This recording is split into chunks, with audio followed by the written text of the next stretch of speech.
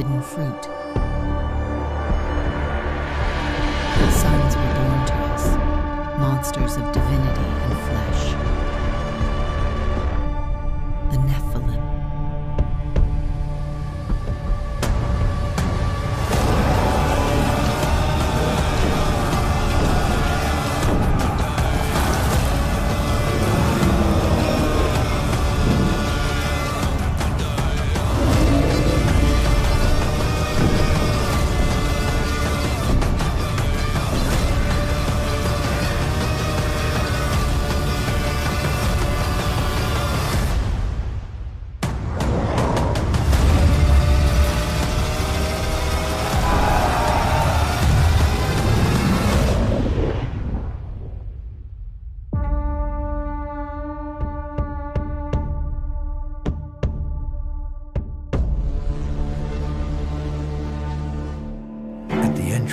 They knocked on gates reinforced with rough metal and mammoth bone.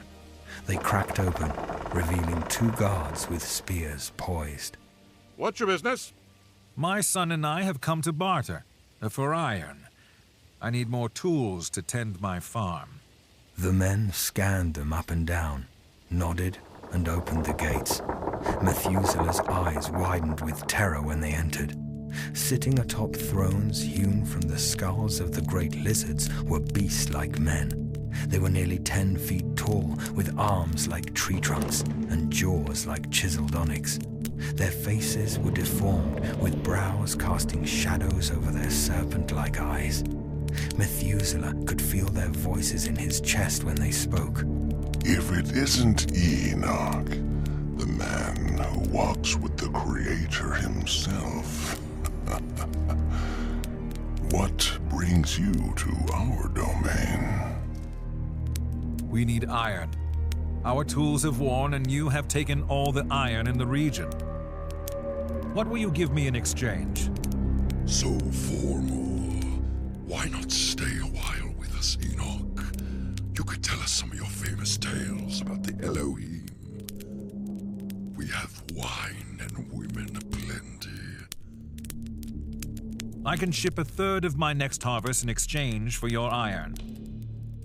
The summer has made the ground rough. Good tools will break the earth much quicker.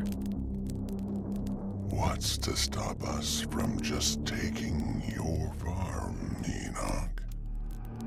We've consumed other farms within our borders. How about we give your little plot of land a look? That'd be unwise.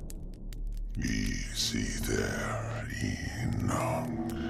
You forget who you're talking to. The creature gripped the shaft of his spear with his monstrous paws. Murder was in his eyes. Methuselah could tell he was ravenous for any excuse to put Enoch's head on one of those pikes outside. Yet his father remained, voice unyielding. He stood with a confidence that somehow towered over even these giants. Take my land, consume it, and it will be gone. You and I both know you can't farm like the sons of Seth.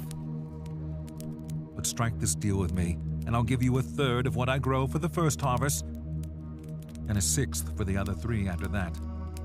You sons of Seth think you're so clever. Not clever enough to secure the iron. Not strong enough to strike down the great beast to fortify your walls. Do we have a deal?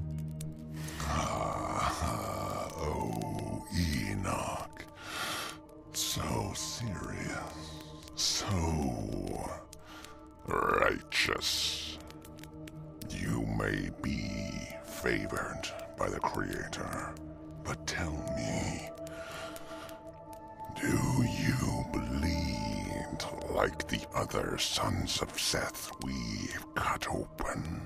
One stood from his throne, feet shaking the earth with each step as he strode toward Enoch. His nostrils flared like a bull's. Methuselah could have sworn he saw smoke smoldering out with each breath. Enoch remained perfectly still, chin up, and pointed toward the giant. Methuselah tried not to shake, drawing strength from his father's resolve. The beast stood only a few feet away, blocking out the light from the fire. There was a long, unsettling pause. Methuselah's throat clenched, keeping the breath from exiting his lungs. His father was still. The man's hulking frame leaned forward. He bore his teeth like a wolf and spoke. You have a deal, Enoch, but fail to pay, and I'll take your wife, eat your children, and use your eldest as a toothpick. I'm a man of my word. With the Creator as my witness, I shall pay my share. Oh, the Creator. You think hearing his name gives me comfort? Get out of here before I change my mind. Enoch wasted no time. He turned on his heels and left. Methuselah padded behind him like a puppy. They left the city. Its stench lingered on them for a while. They crossed the brook separating the city and their land and scaled the grassy knolls. They made it to a small summit. A singular cedar tree swayed to the midnight breeze. Methuselah could see the stars twinkling through the breaks in the leaves. What were those, Father? Were they men? Yes and no. They are the Nephilim, spawn of the sons of God and daughters of men. So they're sons of angels? Yes. Do you remember the story of the garden? Methuselah nodded, waiting expectantly for his father to speak. Our ancestors were enticed by the tree of knowledge. They wanted to be like God, exchanging his will for them for pride. They fell. Still, they multiplied and began filling the earth. When the sons of Adam multiplied here on the world and daughters were born to them, the heavenly beings saw that they were good.